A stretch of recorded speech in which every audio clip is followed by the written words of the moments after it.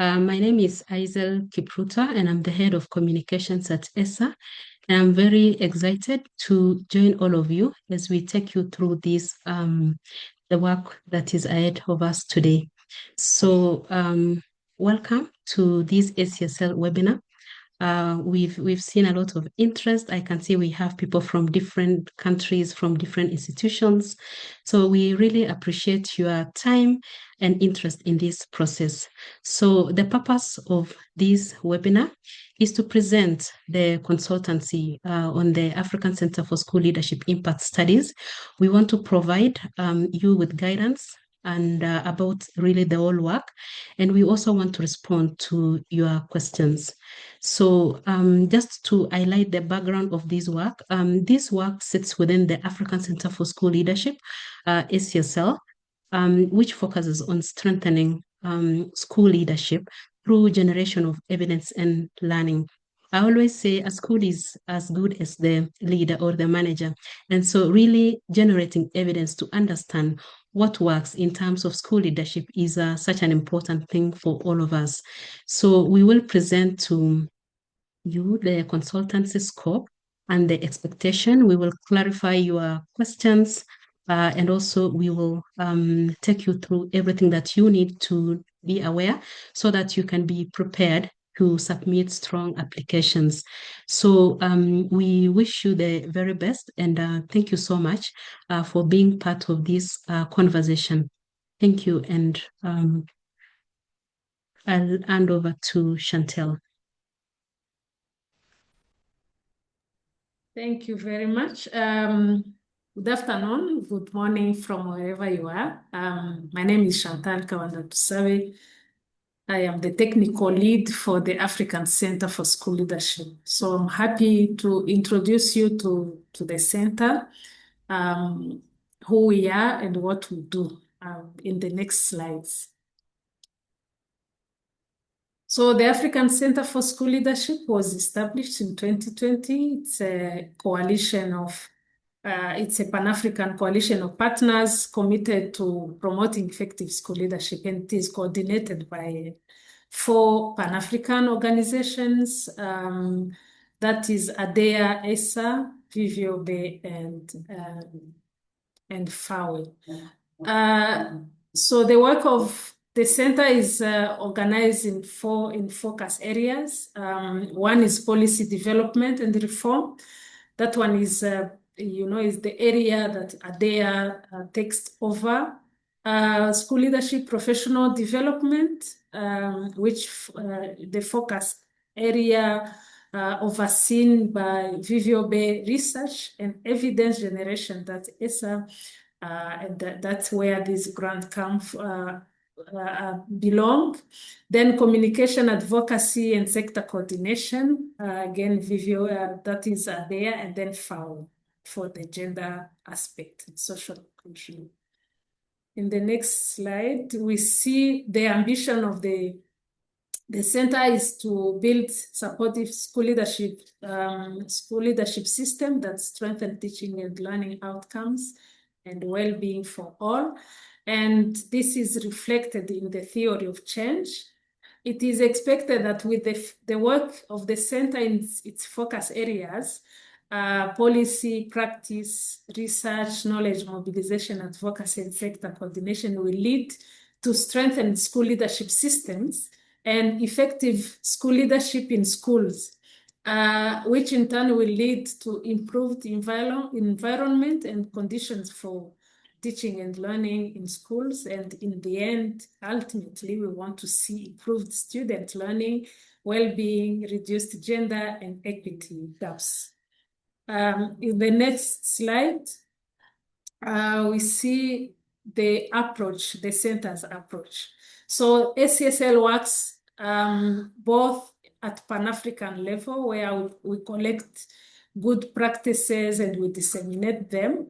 And then we facilitate learning and exchange among policy makers, professional development providers, and researchers. And at country level, we provide need-based and demand-driven technical support based on the mapping, national school leadership mapping and priorities of the countries. So in the next slide, you see the rich countries. The center's work has expanded since its foundation phase. We started in 3 countries, Kenya, Rwanda, and Ghana. And now in this implementation phase, we have expanded to 5 additional countries: Tanzania, Liberia, Sierra Leone, Malawi, and Uganda. I'm sure these countries are represented in this team participating in this webinar. So the ambition is to reach 12 countries by 2030, and of course, in the longer term, reach the entire continent. Our core activities also are aligned with our approach to work at Pan-African level and at country level. So we always start with the mapping to understand the school leadership landscape. We did this at continental level, and we do this at country level. And then we also organize and design a blended learning, we call it BELT, blended exchange and learning trajectories for professional development providers, another one for policymakers, and even for researchers. And we hope you will also be part of this BELT for researchers. And also we develop and disseminate policy and practice, what we call policy and practice briefs. These are guiding documents that help help the center to provide support. This includes good practices or cases from countries that can serve as inspiration for other countries when they want to promote school leadership at policy level and even at practice level. And of course, we also bring together partners at continental level and at national level to share learnings, share good practices to promote school leadership in their respective countries. And at country level, again, we do mapping, of course, at country level to understand school leadership in these respective countries. And we provide, of course, the need-based and demand-driven support at policy, practice, and research level.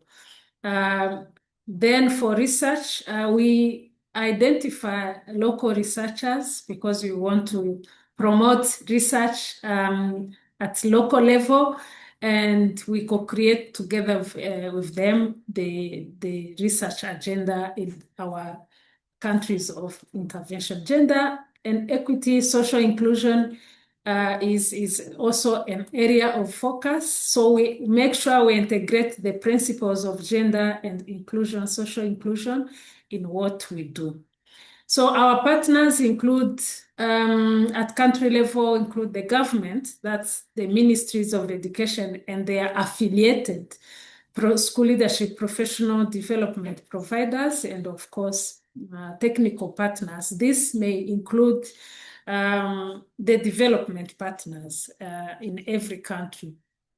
At Pan-African level, we partner with learning partners, advocacy partners, like, for example, AFTRA, like UNESCO, ICPA, also researchers and academic institutions, because we are an evidence-based initiative. Then we also have, in addition to those categories of partners, we also work with philanthropies and bilateral or multilateral agencies for supporting our activities. So that's in brief what I can share for now. But if you want to learn more about our work, the center's work, you can visit our website and get to see what we do. There's even more information. Thank you very much for your attention. I hand over to Sylvia. Thank you. Thank you, Chantal. Hey, everyone. It's nice to see you here.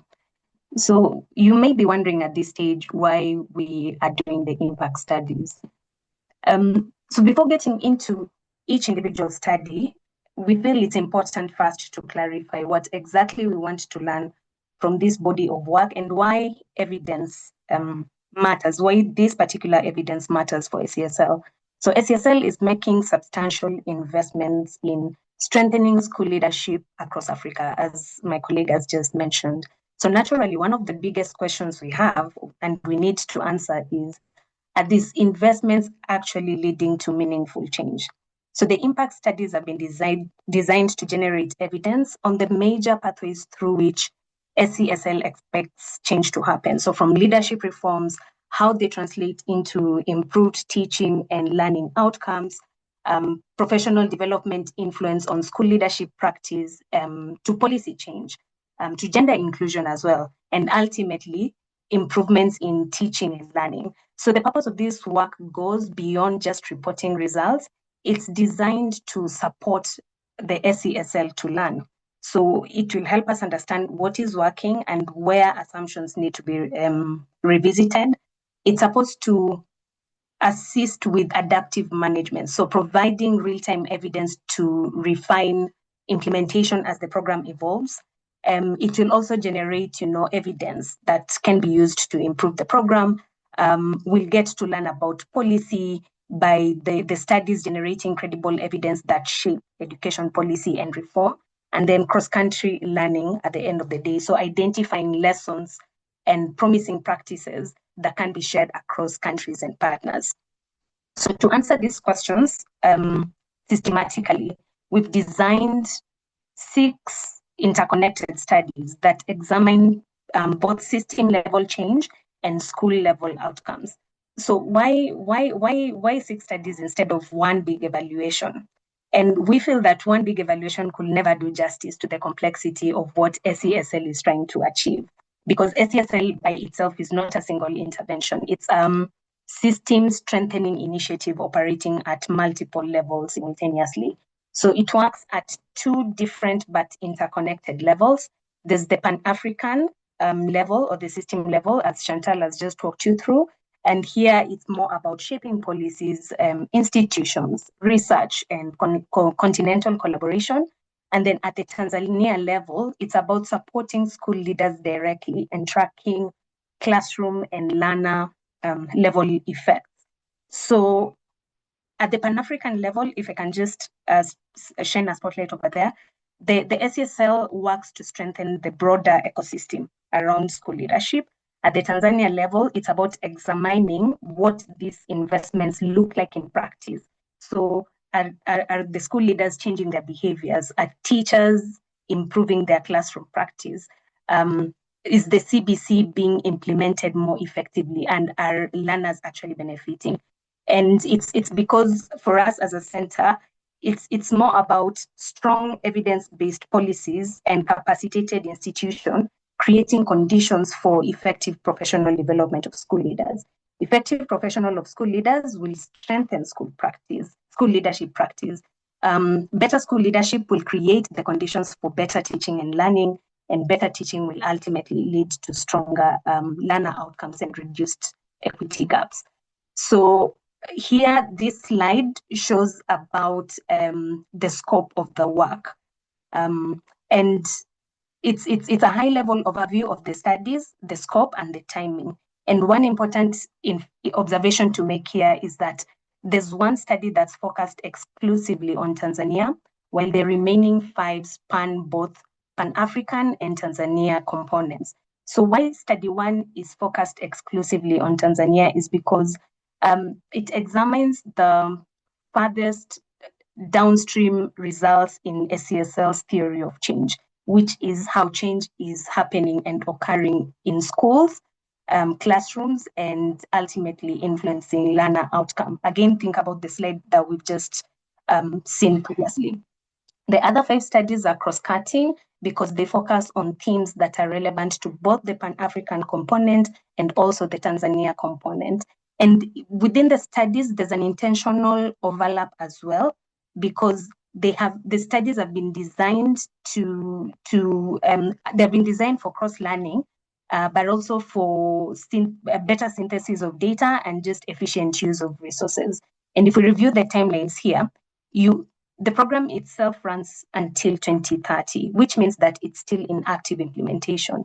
Therefore, the timelines have been staggered rather than all the studies being launched at once. So some studies begin immediately because evidence generation can start early, while others begin later because they will have given the program sufficient implementation exposure to assess effectiveness and outcomes credibly. And the sequencing ensures that each study is launched when meaningful evidence can realistically be generated. So if we move on to the next slide, we'll see how this looks like in practice, that staggered implementation approach. Okay, here we go. So phase one starts with the foundation and design of the studies. And here what we will be expecting, it will happen between 2026 and 2027. And here what we'll be expecting to see is the finalization of the evaluation framework, for example, and the onboarding of research partners, the co-designing of detailed study protocols and methodologies, development of data collection tools. Of course, ethical approvals have to be sought, and then early data collection will begin where appropriate. In the second phase, which is the active evidence generation stage, here is where we shall begin active data collection across the different studies.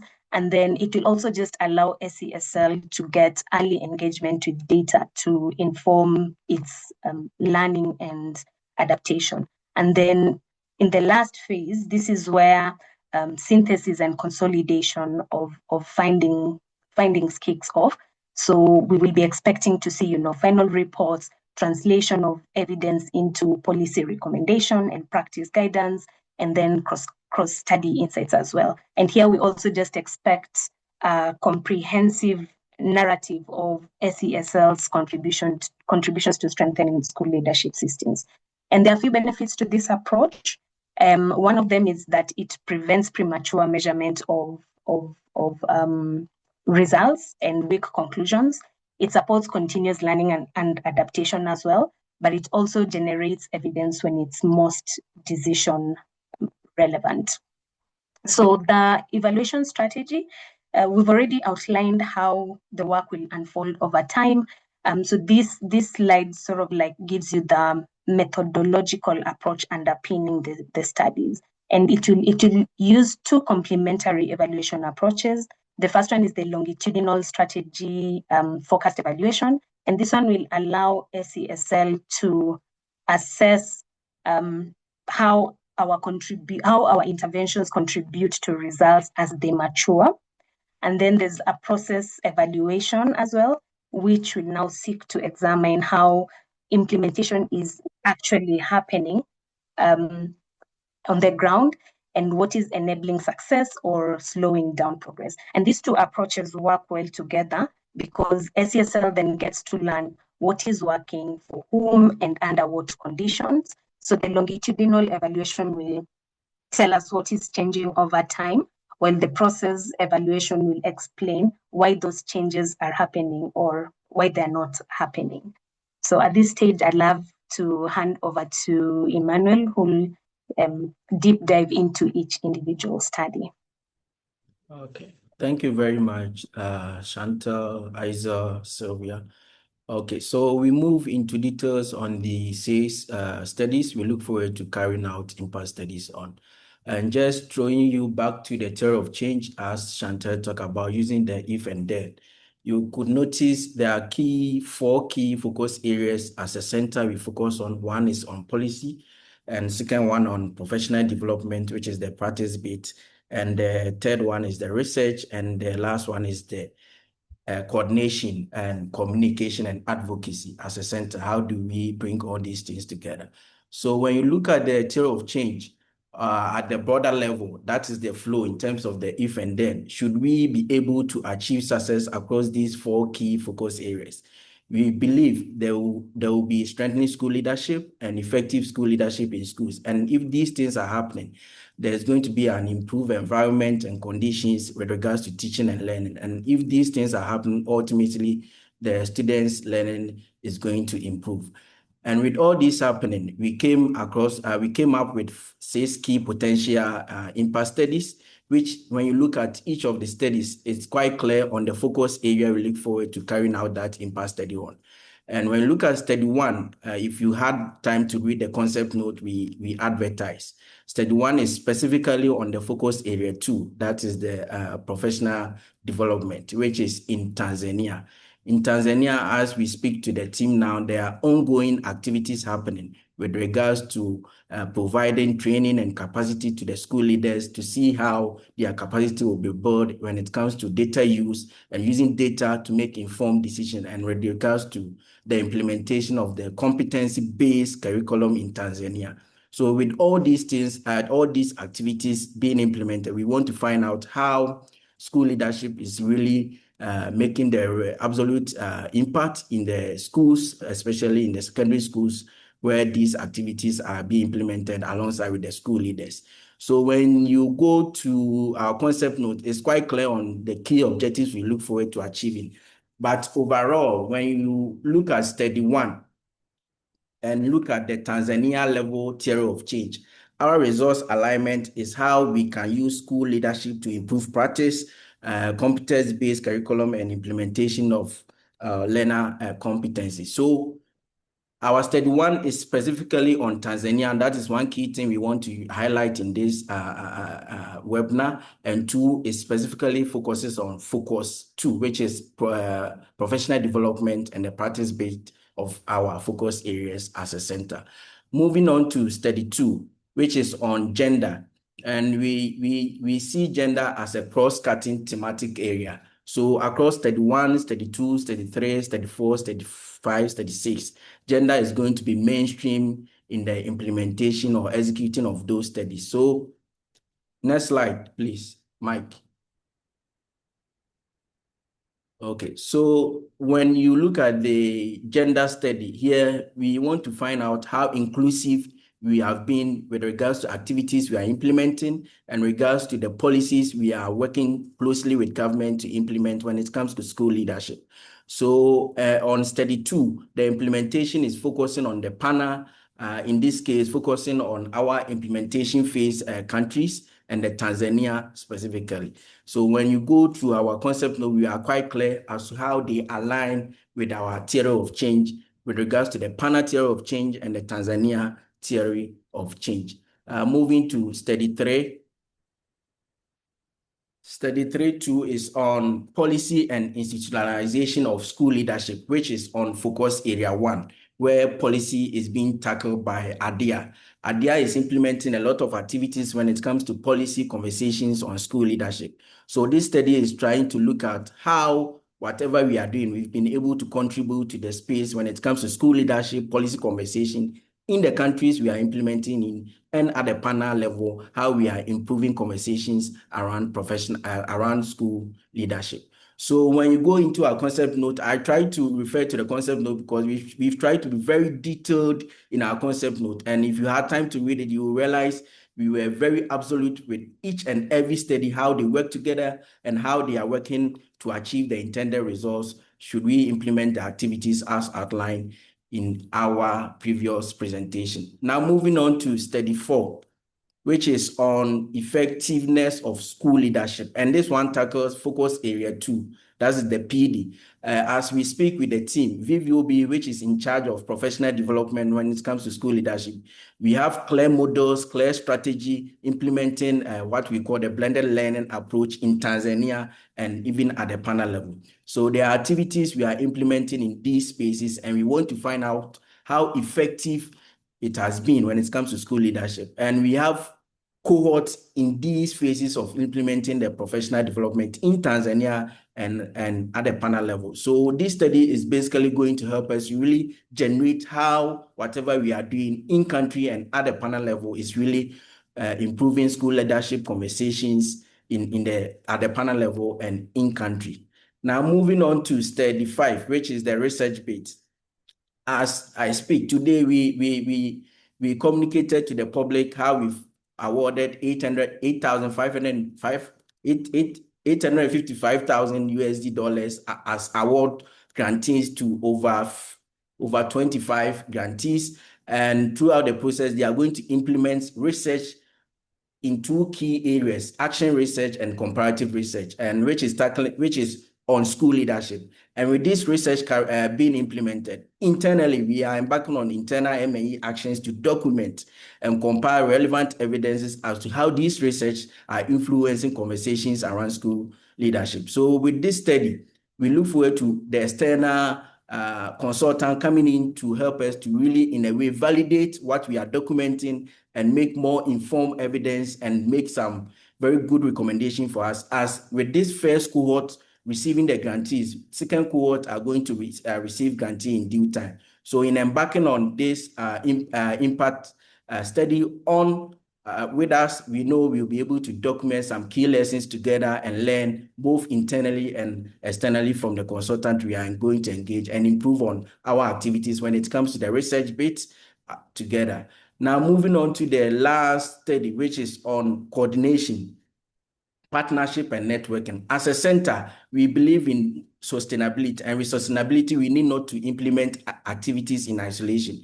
We are clear on working closely with ministries of education, government institutions, and internal education institutions or agencies in the countries we are working in. When it comes to Kenya, we work closely with KEMI. When we go to Tanzania, we work closely with ADEM. And with this institution, they have clear network with government, Ministry of Education, and we believe working closely with them, whatever we are doing is going to be sustainable, and the results is going to yield the intent. We are going to achieve the intended results. We look forward to achieve it. And with all this network and partnership we are doing as a center, we believe we need to find ways and see how we can learn in this journey. Though internally from the M&E team, we are doing the needful when it comes to documenting lessons in these processes. But at least we need to embark on some high-level impact assessment of what we are doing, because as a center, we want the center to be the go-to when it comes to school leadership conversation in the continent. So we believe this impact study will be very useful for us to really achieve the needed understanding of how these networks we are working closely with, and with the task force we are also setting up in the countries we are working in, how can we take lessons and improve on our conversation and our activities in that regard. So these are the 6 key potential studies we believe, when completed, will be able to assess ourselves with regards to the 4 key focus areas as a center we are tackling. And in carrying out these 6 potential studies, there are 2 key elements. Whoever is putting up a proposal for this consultancy assignment, you need to take note of. One is, how can your recommended approach in assessment in carrying out the study 1, study 2, study 3, study 4, study 5, study 6, how can you mainstream conversations around Afrocentric school leadership in your evaluation exercise? And we want this to be very clear in your approach to carrying out this impact study assessment, be it in each of the studies and across even the studies. And the second point is on ADIA triennial outcomes. Last year, ADIA organized this high-level conversation around education improvement in Africa. And at the end of the conference, there were 4 key outcome statements that was agreed. And as a center, we don't want to work in isolation. We want to find out how whatever we are doing when it comes to school leadership conversation, how are we contributing to these 4 key ADIA triennial outcome areas. So in carrying out these 6 impact studies, we want to find out how these 2 key cross-cutting areas are being embedded in our assessment, to see how, as a center, we are contributing to conversations around school leadership on Afrocentric, and how we are contributing to the 4 outcome areas as agreed from 2025 ADIA conference. So in your technical proposal, we will be quite really emphatic on assessing these 2 key elements as I mentioned about. Thank you. I will hand over to our head of research, Edmond, to continue the conversation. Thank you very much, Emmanuel. So I will continue with regards to modalities and strategies that are required as far as the application processes are concerned. What is happening is that we've mapped out 3 key modalities, the implementation partnership approach, co-creation, and then cross-study synthesis as part of the modalities in terms of how we want you to approach the application processes. Now, for the implementation partnership approach, we expect that a consortium will be formed because of the nature. I'm sure listening to Emmanuel, you would appreciate the amount of work that has to be done. You would appreciate the amount of expertise that will be required. And so we expect that there will be a formation of a consortium that would have all the expertise in these 6 areas to be able to deliver properly in the areas that we want to see. We believe that once there's that consortium built, you are able to properly address each and every aspect of the 6 focus areas. And we think that that would help us in terms of the expected outcome that we want to see. Now, within the consortium, we would expect that there will be a lead partner that will play the focal point role, the go-to role when we want to have a conversation around how things are going. Then we expect some level of co-creation as key, because at the end of the day, you want to also ensure that whoever or the people that you are working for have an understanding of what you are doing, appreciate what you are doing, and are able to make very good input into whatever that you are doing. The idea is to make sure that we are validating at the same time implementing whatever that we are, trying to get you to do.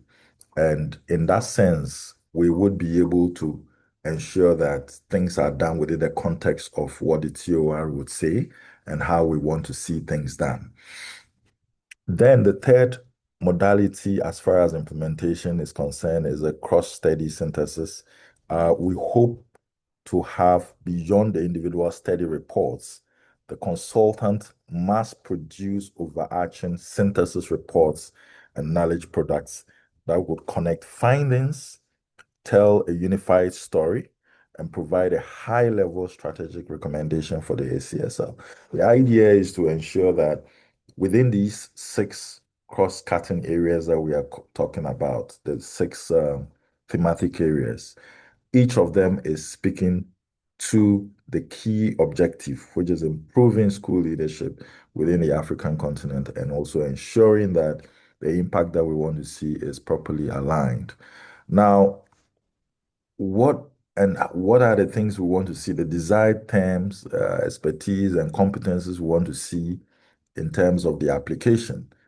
We are expecting that we have experienced consultants who would apply for this impact evaluation study. Some of the experiences we hope to see is someone who has had, an experience in designing and leading large-scale multi-country education impact evaluation in the sub-region. Some people who have expertise in complexities and aware of monitoring indicators and how that contributes to analysis and so on and so forth. We also would wish to have consultants who have a deeper appreciation of the thematic areas that they'll be working in, because at the end of the day, we want to ensure that you are really working within the context of what we want to see as far as impact evaluation is concerned. And so we would be very much interested in seeing within the proposal issues about school leadership, policy analysis, issues of gender, which Emmanuel has talked about, issues of teacher professional development, competency based curriculum reforms, Afrocentrism, and so on and so forth. Those are some of the thematic areas that we want to see in a proposal. And of course, a rigorous methodology. It has to be very clear. It has to be contextualized. We need to understand that you have a better appreciation of what you want to do and how you want to do it. And of course, how do you also communicate this in a way that is easier for us to be able to for us to understand based on the demonstration of your ability to translate complex evidence into clearer, accessible and actionable outputs. This for us is key because then it helps us better be able to contribute as part of the co-creation approach so that we can properly meet the kind of objectives that we are looking for. So expected deliverables, there are just 5 of them. We're hoping that there will be an inception and integrated portfolio evaluation design report covering all the 6 studies, including the overarching evaluation framework, a cross-study analytical approach, and a synthesis strategy. Then we also hope to see a study-specific technical report and case studies as per the agreed scope, which Emmanuel and Sylvia have also elaborated on. And then, of course, as Sylvia mentioned, the midterm learning and adaptive management briefs, because this is going to be staggered based on which one is ready. Final integrated impact learning and contribution synthesis report would also be expected. And then a policy, practice, and center products, including briefs and roadmaps for the ACSL Center. Next slide, please. So what are the expectations? We expect that we get a very strong proposal. That is the bottom line. The proposal must be very strong and must cover all the 6 areas that has been talked about. As part of the process, we expect to have a better understanding of the ACSL program and context, a clear and rigorous methodology, as I've mentioned earlier, a realistic work plan and timeline, and a qualified and complementary research team. As we indicated, this has to be done with a team, a group. We hope to see that the profile has a team that has expertise in almost all the areas that has been elaborated by Emmanuel, and that helps us to better appreciate the kind of capacity that the consortiums would have in terms of being able to provide the service that we're looking for. A strong stakeholder engagement approach, and then capacity to generate actionable insights based on complex team systems and experiences. So in terms of the procurement processes and key dates, we have already started the processes. So we have a call which has already been, which was supposed to be issued on the 27th.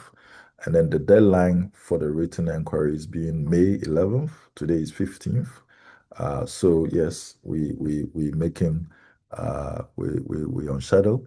Then information webinar, which is today, 15th of May, and then information webinar deck and responses to questions published. So most of the questions that are coming in, as I can see, we would give responses to them by the close of this date, and then deadline for submitting applications by July 20th. So as you can see, there isn't really much time. Interview timelines, we're looking at July 27th to August 28th, and then anticipated award date being in September. And hopefully we should sign the contract with whoever would be successful in October 2026. So I'll hand over back to Emmanuel to maybe respond to questions and clarifications that may come. Thank you. Okay, thank you very much, Edmond. We move into the Q&A session or discussion session where there are some questions that came in and we would like to throw more clarity on that, our answers to those. Then you come to the chat box, and if there is any question, you can raise up your hand, and with support from my team, you'll be given the opportunity to come up with your question and to be answered. Moving on to the questions that some came in. Please, the next slide. One was about applicants expected to apply for one study or all 6 potential studies. So the answer is you are required to apply for all sales studies. We are not treating the studies in isolation, as explained earlier on. We want to see how the studies are working together and how lessons can be documented and how we can make more informed decisions across all the studies, not treating the studies in isolation. So you can't apply for only one study. You need to apply for all the studies, and your technical proposal needs to be very clear as to how you are going to implement these sales potential studies and how learning is going to happen on these sales potential studies. The second question was on, can a single institution apply for all sales studies? Here, from what we expect from in carrying out these sales studies, we expect more consortia partnership to implement the system, because the complexities and the expectations required to implement this project is quite heavy. And having a single institution moving forward to implement these case studies, we know is going to be there's going to be some kind of challenges. However, if you see yourself as an institution well fit and you can deliver, you can put in the application. The evaluation team will look at it, and the needed decision will be made. On the third question that came in, what coordination responsibilities are expected from the consortium-led institutions? So, as recommended, should you come together as a consortium, at least there needs to be one firm or one institution that will be working closely with the center, ACSL, to get these studies being implemented. And the responsibility will be between the center and the institutional lead in the consortium, not the other partners. So that is something we want to also clarify in this information section. And the fourth one is, should the proposal describe all sales studies in detail? Yes, we need the studies to be very, very, very, very much detailed. When you look at the concept note we shared, initially when we were preparing to advertise, it was not quite detailed, but having internal reflections, we realized the demands required to carry out these sales potential studies. So we tried our best to be very detailed in the concept note that came along with the advert. So when you look at it, you will notice there are a lot of information there. So we need you to also present a very detailed proposal for us to really review, and we have our technical team available to review all proposals that will come in, and a decision will be made. And the fifth one is, are the advertised study methodologies in the concept note fixed? No. These are proposals from our internal reflection we made for consideration. So if you read, you will notice we provided some methodologies the applicants can consider for each of the studies. But at your end, looking at your own expertise, your own exposure, your experiences, you think there might be other methodologies you think can be considered. We are open to really consider them and see how it will be fit for purpose in our context as well. So it's not fixed. You can bring in your methodologies you want us to consider in the process, and we are hoping to review it as well. Okay, so these are sample questions that came in.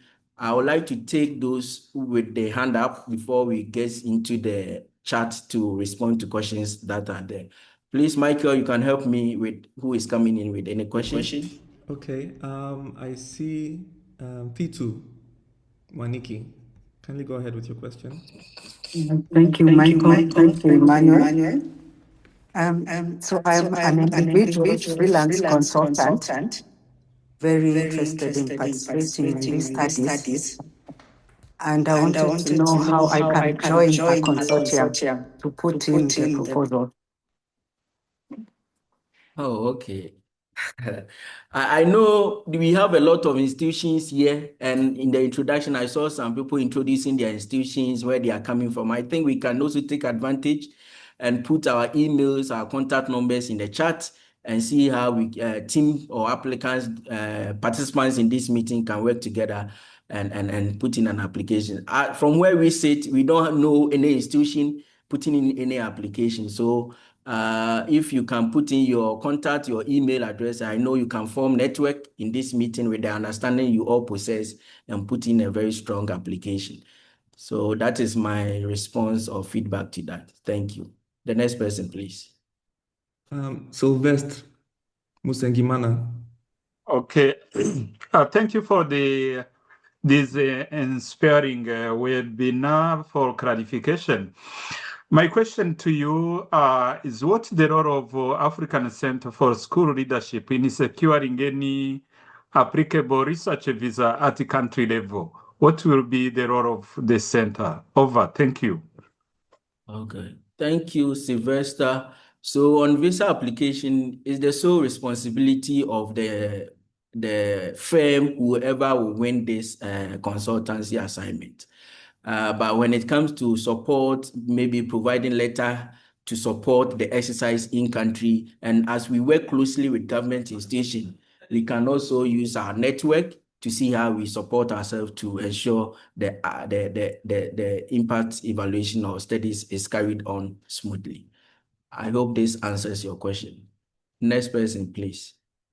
Simon Chiziwa. Thank you very much.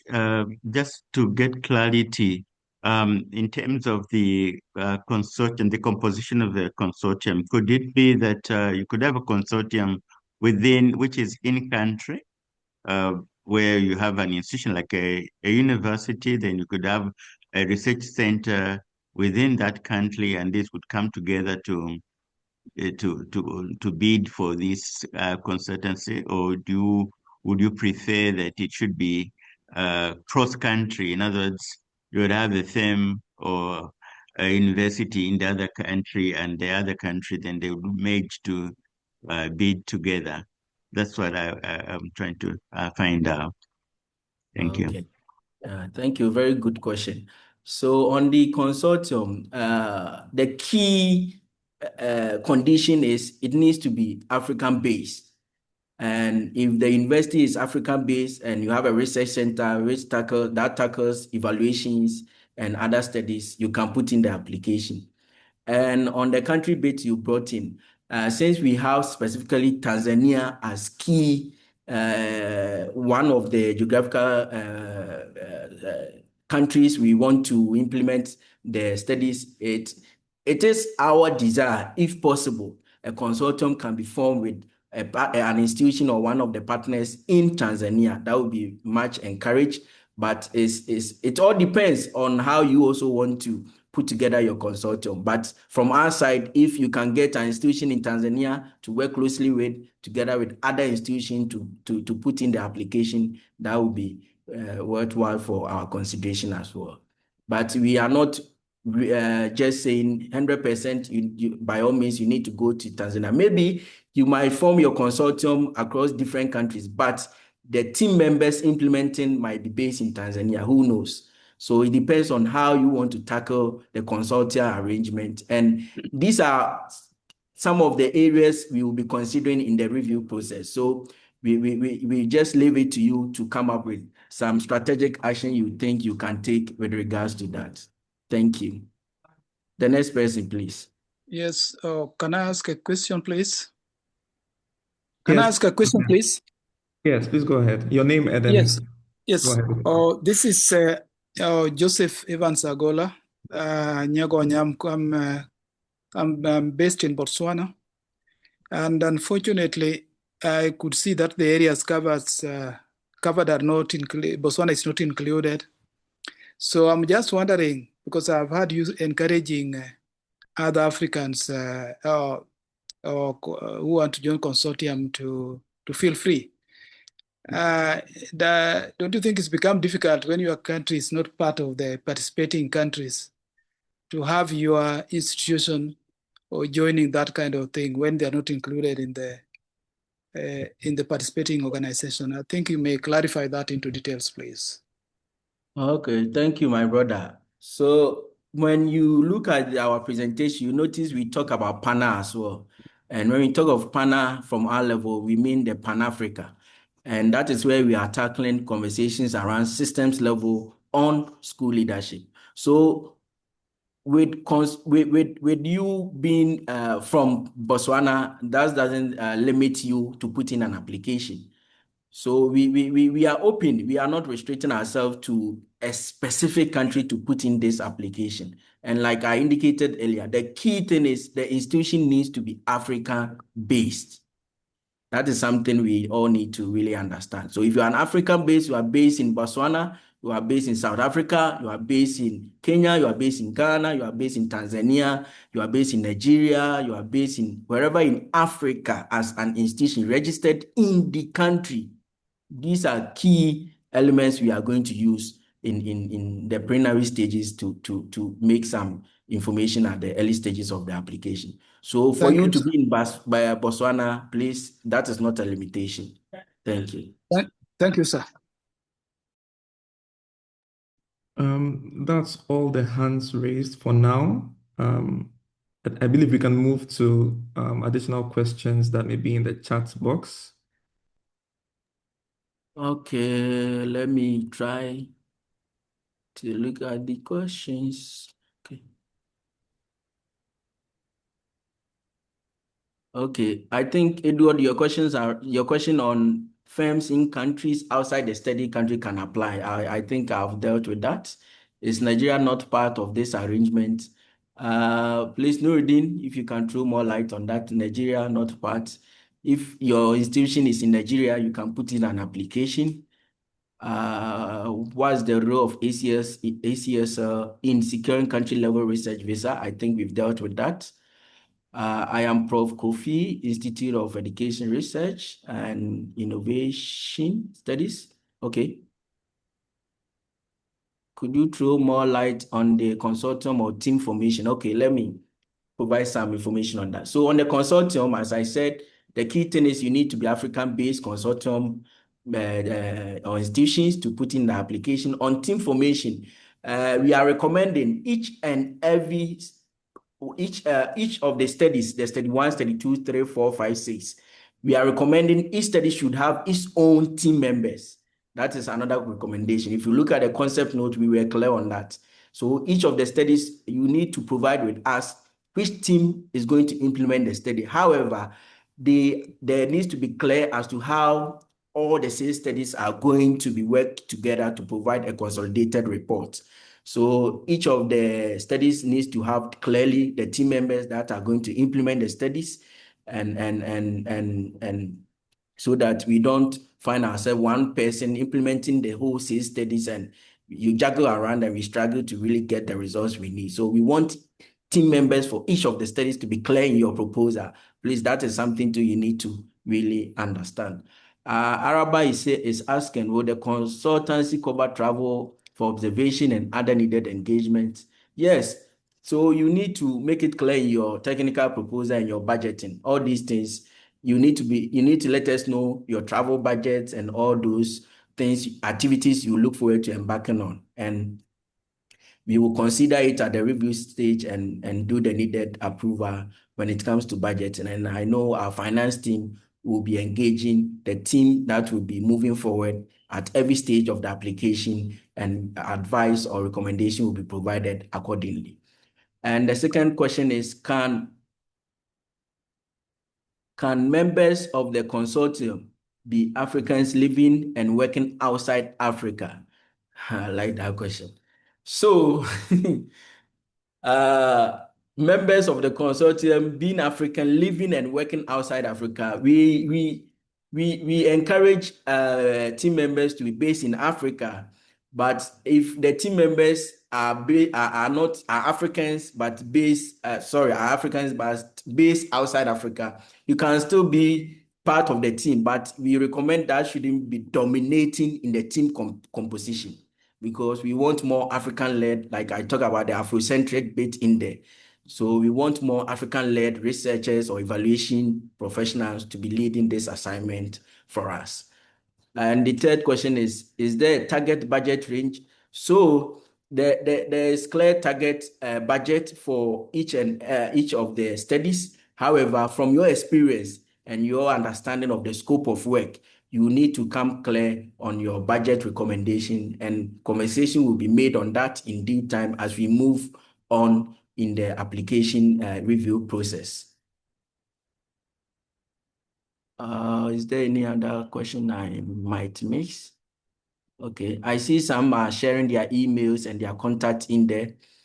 You can pick it up and continue the conversation from there. And because of the complexities when it comes to consortium arrangement, that is how come, if you notice our deadline for application to come in, it's been I think 2 months from the time we advertise this opportunity. So we believe with 2 months, it should provide you with enough time and enough opportunity to form the kind of consortium or the kind of partnership that is deemed fit to carry on this assignment. I see Temi Tayo hand up. Please, can you come in?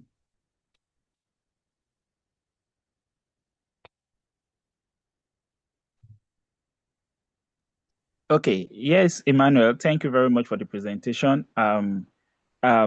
I just wanted to ask, you mentioned that there should be consortium, right? And the project is focusing on Tanzania first and then PANA, right? If I'm forming or if my organization is forming a consortium and we couldn't really get a suitable partner in Tanzania, can we form consortium across other African countries? That's first. Second is I wouldn't know if ESA has an arrangement in terms of percentage for Tanzania and then for PANA. You know, can we get to know if there is a percentage split, you know, on how many you want to give for what allocation it is for Tanzania and then what allocation it is, you know, for other Pan-African countries, so that we can be able to channel our energy well. For example, if there is a 70% for Tanzania, then I know that for me to be in that 70% loop, you know, I need to find a partner, you know, in Tanzania. And then, you know, if I don't have that, then I can only be in the 30% loop.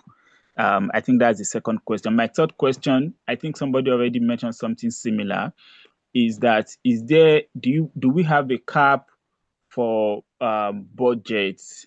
So in terms of when I'm writing my financial proposal as an organization, you know, what is the cap on the budget that, you know, I can aim for? Yeah, I think those are my 3 questions. Thanks.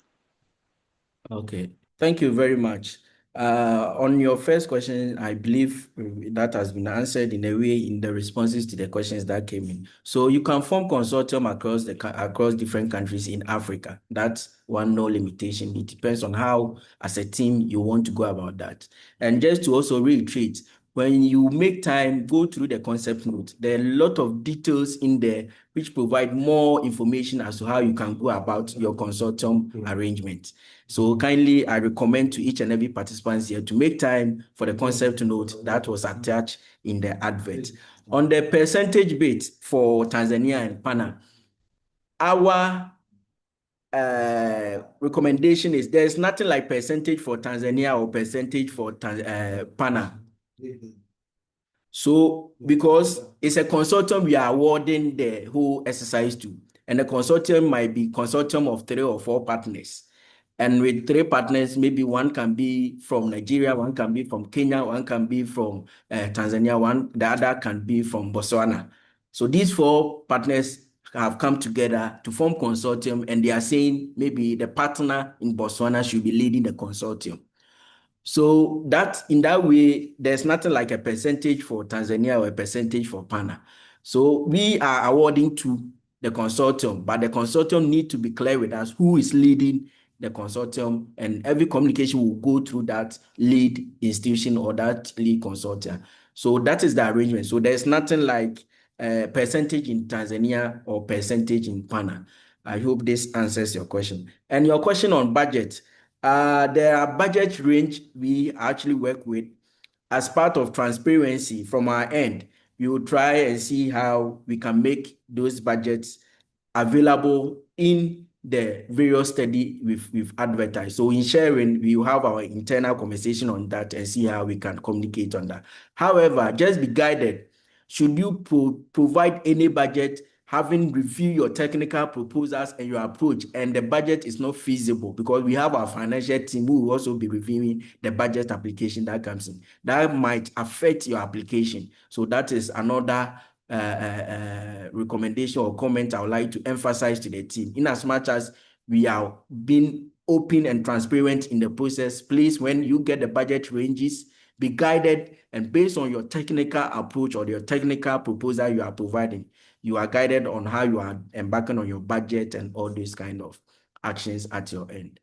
I hope this also answers your question. Is there any question, any hand up yet, please?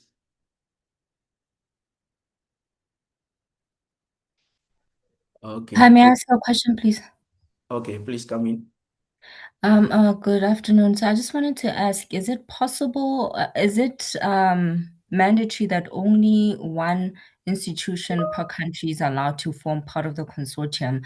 And then secondly, is it possible to have two institutions submitting as one, in terms of it being in one country, but two institutions from different countries, just to draw from a different vast of expertise, say that it maybe not in one institution, but across institutions from one country?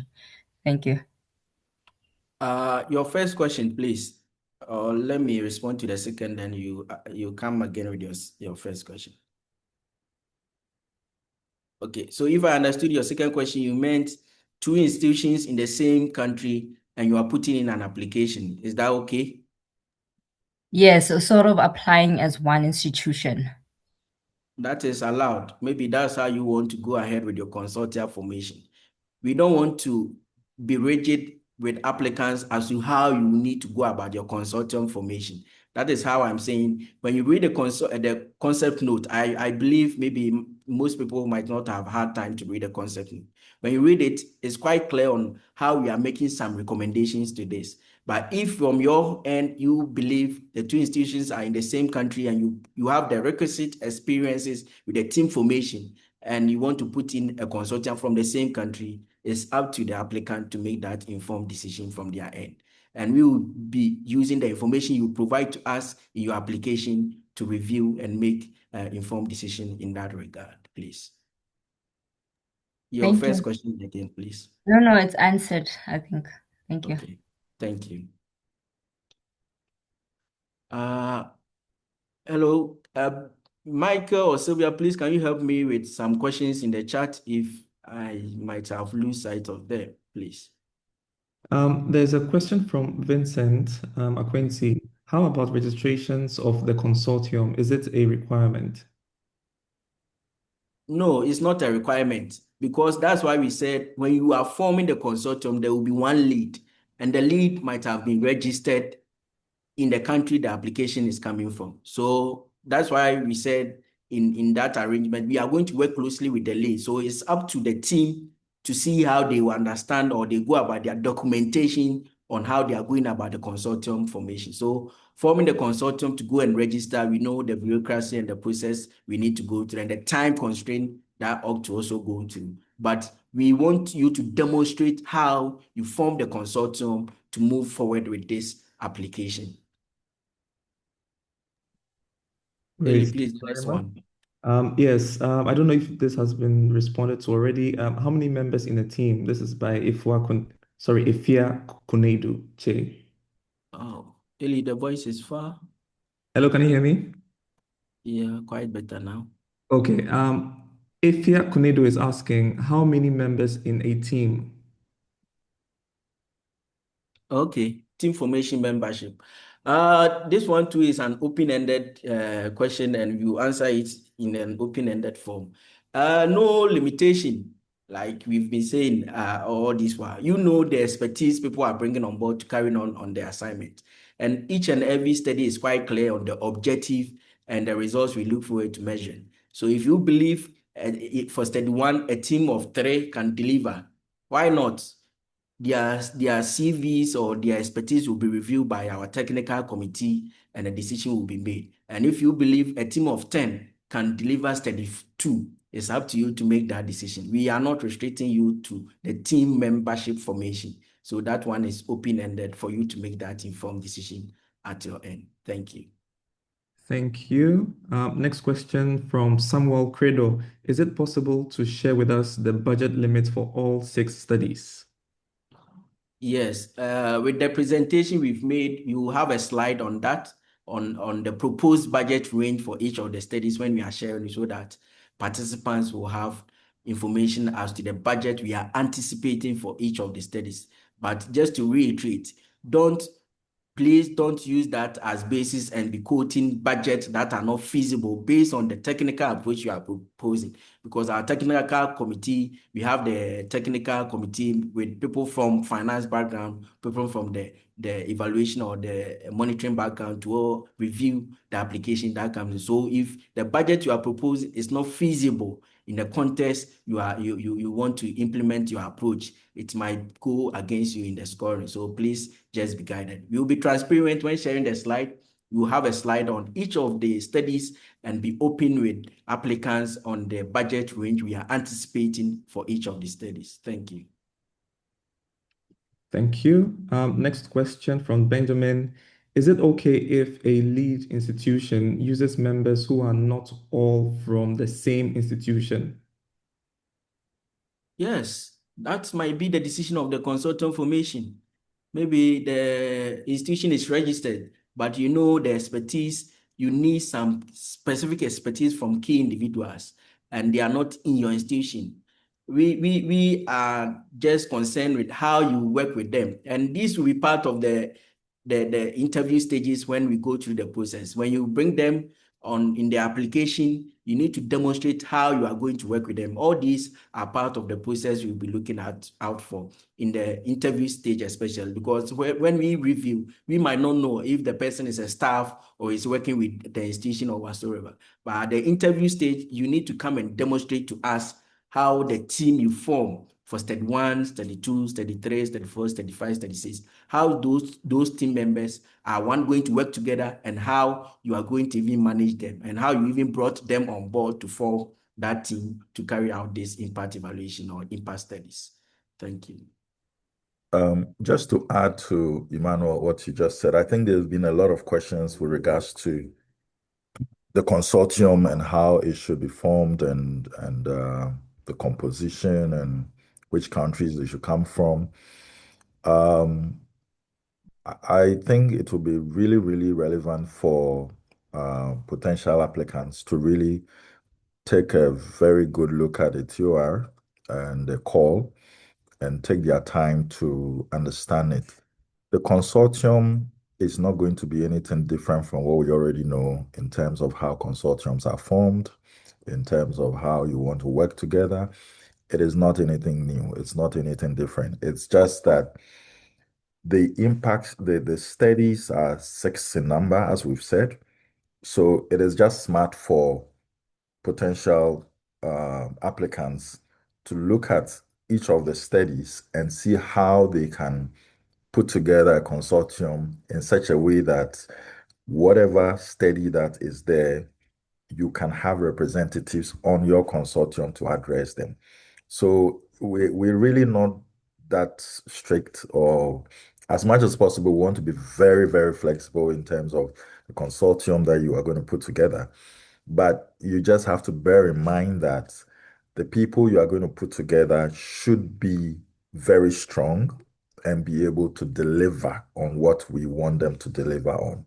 So that is the bottom line. You shouldn't be too worried about the complexities of the consortium and so on and so forth. I think that there's a bit of anxiety in terms of how the consortium should be. And I just wanted to assure you that it is not anything that you've not heard about as far as consortium formations are concerned.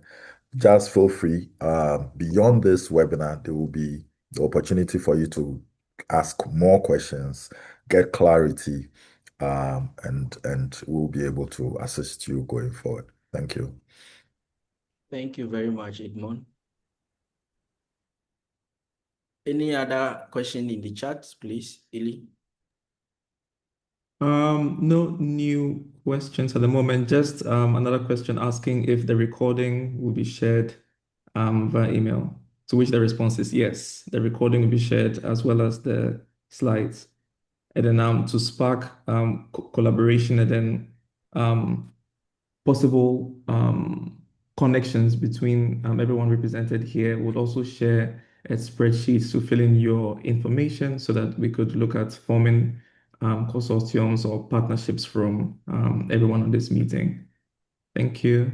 back to you, Emmanuel. Those are the questions for now. Okay, there's one new question by Sylvester. What's the deadline for any additional questions by mail? Yeah. So we know we give some space for questions to come in when we advertise. At this point, we are seeing the questions coming in. I know when you go through the concept note as we talk about, you might have other additional questions. In sharing the recording and the slides, we will add an email you might want to send the questions to, and we'll add the deadline you will need to send the questions so that we can have a look at the questions that come in and respond to them appropriately. Thank you, Sylvester. One more question from Benjamin. How many consortiums will be funded? How many consortiums will be funded? This, I think I've answered it. If you are 12 consortia partners, still the lead is whom, or the lead institution is the person or the institution we're going to work with. So irrespective of the number of partners, the lead is what we are going to work with. So it's up to the team to see the number of partners that are willing to come together and put in their application. Thank you. Thank you. Would anyone like to ask any more questions? There are no new questions in the chat. Feel free to raise your hand and go ahead. Okay. Vincent? Yes, Vincent. Yeah, thank you so much for a wonderful presentation. I think the last question our brother asked is so much important. I think he's of the view that, okay, how many consortiums will be awarded the contract? Is it only, let's say, if there are 3 teams that apply, is it 2 teams you are going to award the contract, or only 1 out of 3? That is the question I'm sure he's asking, and it will be good to know. Oh, okay. Thank you, Vincent. So just going back to what my colleague Edmond talked about, we all know how consortiums are formed. Even when consortiums are formed, there's always that one institution, the funder or the donor will be working closely to ensure things are done. So that is the same approach. If A, B, and C as partners come together to put in an application to donor Z, and A, B, and C are saying B is the lead consortium, the donor Z will work closely with B, and that is the strategy we are also using. I hope this example provides clarity for you, Vincent. Not really, but okay, let me put it individual. Let's say we had 5 people who applied for the how do you call it, the research or the fund. So out of the 5, when you award the 1 person, the rest of the 4 going to work together with them, or it is the 1 person who will work or execute his or her own studies? I don't know if that is clear. But in your technical proposal, you might have made it clear as to how all the 5-member teams are going to work together, or? No. Okay, so let's say we have 5 groups, and all the 5 groups are applying for the grant for the studies. This is not the grant. Let's. Okay. Okay. This is evaluation, impact evaluation we are doing. Yes. And I believe that out of this place, various people are going to form a consortium to apply. Okay. So out of these various groups or consortiums that will apply, each consortium will have the team they are going to work with. And so if one consortium is selected, the rest of the consortium, is it only one consortium that is going to be selected, or we'll have about 2-3 consortiums working on the same issue? Or Okay, so let me answer this. I get you where you're coming from. You know, when you are coming together to form a consortium, yourself, you work with 2 or 3 institutions to come together to form the consortium. Even when you are putting in the application, you need to let us know what document justify that you 2 or 3 partners you are forming this consortium. There need to be that undersigned document backing that proposal you are sending. So even in sending your application, you need not to only send and let us know the lead institution is the only one applying. In your documents you are submitting to us, it needs to show to us how institution A, B, and C have worked together to put in this application. And we have the executive director or the chief CEO of institution A, institution B, institution C signing, committing to this partnership or consortium partnership. You are all moving forward and allowing institution B to lead. And institution B will work closely with institution A and C to get this work done. Is that clear, please?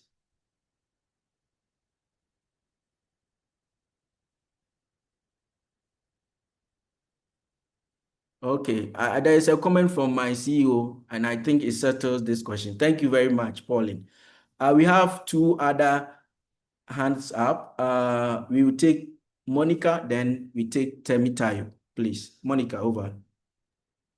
Thank you very much, Emmanuel. I have a take on the consortium issue, and it's clear I agree with the comment here. But for me, it's about the financial arrangements. I know it's an operational issue, but I think since some consortiums may have people from different countries, the leading consortia may face a financial risk if the money is paid to the leading consortium. So I just wanted to find out if there would be any consideration for financial arrangements that pay consortia directly. If consortia 1 is getting paid $5, they get paid that. If B is 10, they pay directly so that one person or one firm doesn't face financial risk for holding monies for everyone for such a long period. And also, I wanted to find out in the budgeting, would you allow a financial fluctuation rate for considering that some countries always have fluctuations in exchange rates over such a long period of time? Thank you. Thank you very much for your question. Your second question, I believe our Director of Finance is here. He will help us handle that. On the financial bit, on the first question, I don't know, we seems to be creating a mistrust among the consortium we've not even started forming, which is making us really think deep. I don't know. Edmond. Yeah, Emmanuel, I get the anxiety, as I said earlier, but you see, the thing is, we need to get this very clear. We are going to deal with one consortium. We are not going to be dealing with multiple consortiums. So that's why we said it's a co-creation. You need, if let's say that you have 5, you've identified 5 institutions that has the expertise in probably the 6 thematic areas that we want to conduct the impact study on. It is up to you to identify out of the 5 consortiums, you identify one of them to lead the process. And then you can now decide to select individuals from the 5 to be part of the one that you've selected to lead the process. Because we don't want a situation where you have multiple consortiums applying, and then we say, okay, consortium A was going to lead the process, and then when they win the award or the call, then we say, okay, now we were 5 partners, different consortium or subcontract. So let's have this amount go to the lead, and then this amount go to this consortium, this amount go to this consortium. No, we cannot really spread thinly the amount of money. We want to be also for issues of administration and audit purposes, and also ensuring that there is efficiency in the kind of work we want to do, and also being able to properly monitor the work that is going to be done. We require one consortium. If you decide that you have multiple consortiums somewhere and you want to work as a team, you can decide to select individuals from them and bring them on board to Consortium A or Consortium Z. And in your technical proposal, you would have indicated that this Consortium Z is the lead consortium led by Mr. So and so. These are the collaborators within the consortium. Then you list them. Obviously, we would want to see some profile of the consortium and also the members that form the consortium. And then we know we are dealing with one arrowhead who will be signing the final contract, who will be the go-to person. Now it's up to the consortium to work with a team that you would have put together. As to whether they come from a sub-consortium somewhere or wherever, that really is not something we are interested in. We want you to form the team. Your ability to put together yourselves and form a team and a good consortium is also part of the winning process of the whole process.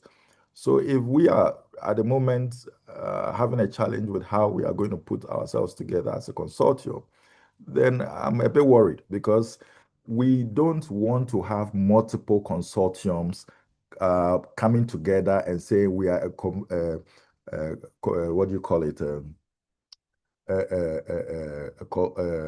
A huge consortium with sub consortiums or individual consortiums coming to form together and do that. No, it should just be one. I hope it's clear so that we don't go back and forth with this. Thank you.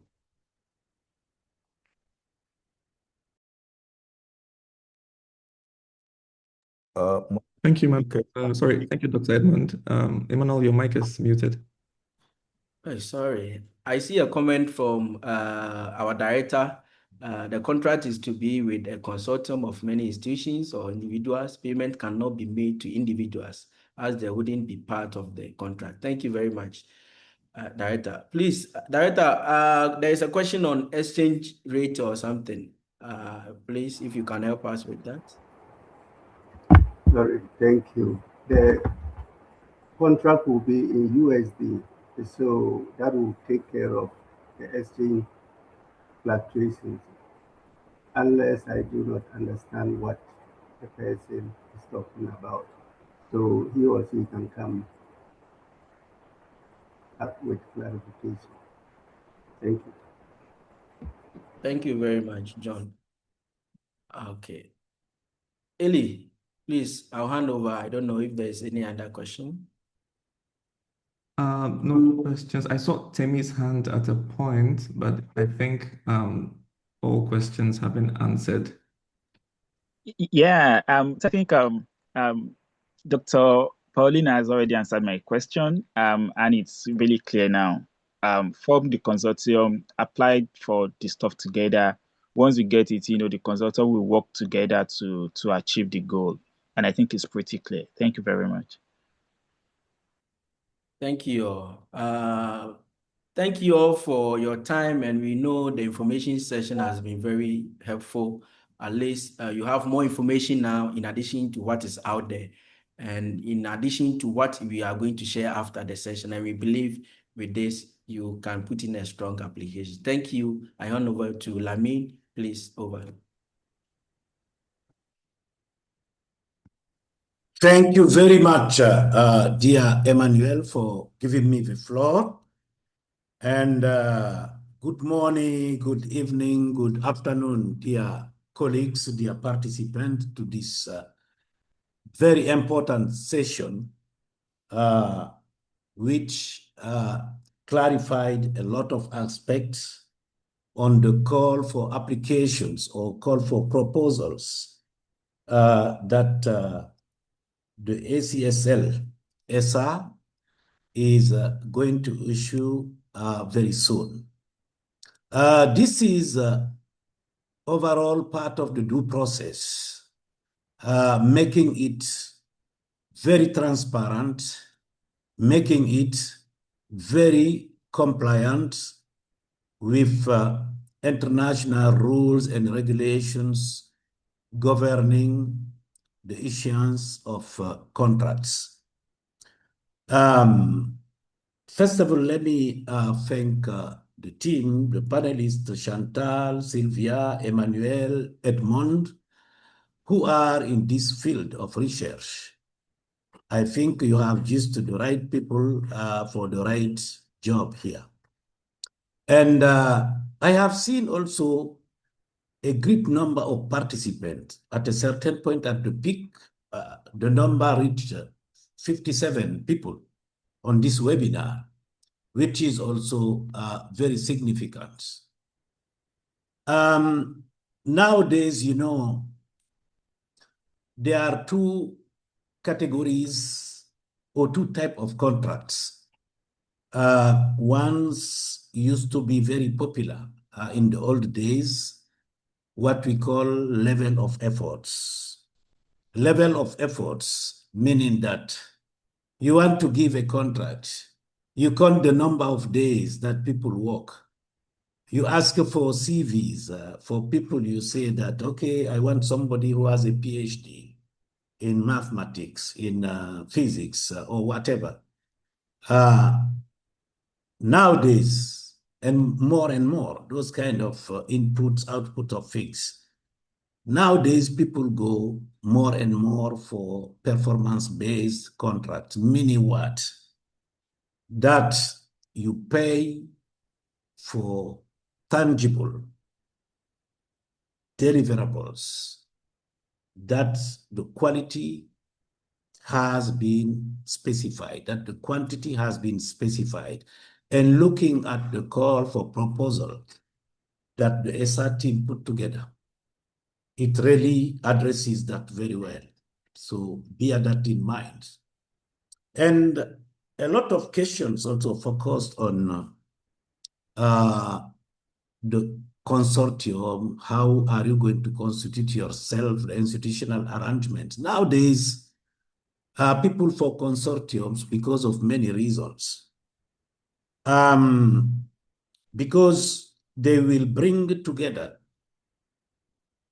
people, institutions that have complementary skills, complementary competencies to carry out the job. You see here, there are 6 core areas that you are going to address, and those are interrelated, and they go across the 4 focus areas and gender that ACSL is trying to work under, that our framework.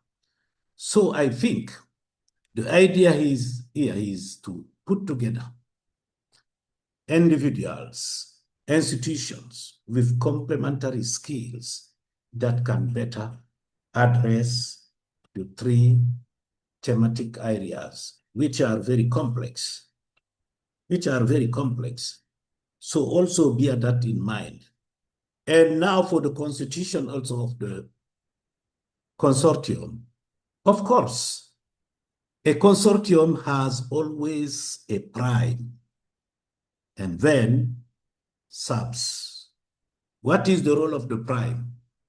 The prime is the one that will set the overall vision, that will set the orientation, that put together all the strengths, put together all the competencies, so that, you know, together you divide the work, conquer, and deliver. So when you are trying to do the institutional arrangement, make sure that you find a prime. The prime will be primarily responsible for the results, for the outcomes, and all the kind of check and balances. The prime will be the prime respondent vis-a-vis to the donor, vis-a-vis to the ACSL SR team that will be controlling the deliverables, the quality of the work, everything on a daily basis. And now the prime will always select some sub-grantees. It might be 1, 2, 3, 4, 5, even 2, only 2, in accordance with their value added, with what they can bring to the team to make sure that they carry out certain aspects content in that call for proposal. So I think the thing that you have to do from now, and I think it has been discussed in a lengthy, very lengthy way, is to make sure that you do that consultative process and try to see what are the strengths, the value added, the comparative advantages of each one compared to the scope of work to be delivered. And from there, form your consortium with the prime and the subs. And now engage in discussions. For example, how are you going to handle the budget? Of course, the budget you will see, there is always a line item, the overhead. How are you going to divide the overhead in accordance to what you are going to carry in the study? You understand? Because you'll divide it in different components. So you will give some weight to each of the activities carried out by different partners, different individuals in the consortium. So accordingly, you sit down and discuss, allocate weight, and allocate resources for each one. So I think you have gotten really all the necessary information during this session to be able to constitute yourself to respond adequately and do some quality work. I think really it has been a very productive meeting, and the expectations, and I think Edmond said, is that the discussion, the interaction will continue. This was a general, basic discussion with all of you to make sure that you are all on the same ground, that nobody is left behind. You have had the opportunity to get the same information in the same venue. So now, up to you to continue.